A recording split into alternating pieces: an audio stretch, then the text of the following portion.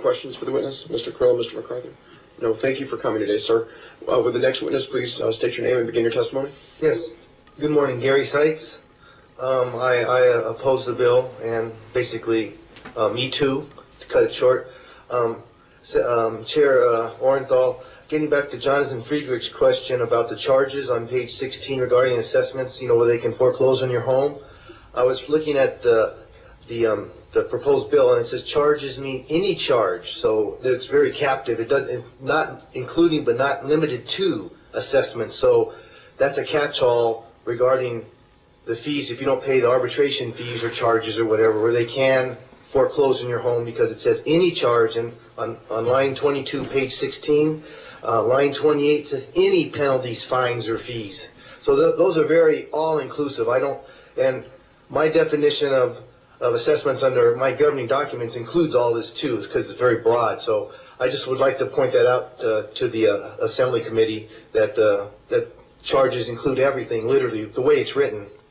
Moving on to the prior witness, Ms. Laventhal, she was comparing the 76% success rate with neighbor to neighbor. Well, if you read the NRED articles, it's the opposite. It's like 85% against the homeowner.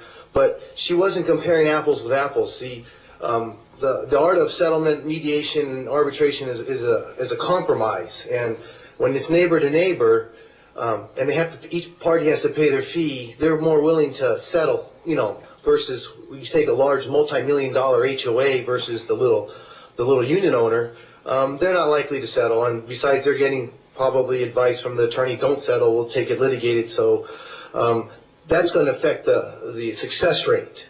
Now, one other thing Ms. Lavelle said, she said the arbitrator, she admits that the fees are sometimes out of control, when, as the other prior gentleman said, there's no control. You could write to NRED, complain to whoever, but there needs to be, the arbitrators and mediators need to be licensed and regulated by NRED or the Attorney General or someone, so they just can't run amok. Even if you put a cap on it, that they still needs to be some regulation, and probably should even be some background check on these guys to see if they weren't kicked out of another state for doing some other dishonest things. And that's all I would like to add this morning, sirs. Thank you very much, Mr. Seitz. Thank you for coming to the Sawyer Building for your testimony. Mr. McArthur, Mr. Krill, any questions? No. Thank you for your testimony. With the next witness.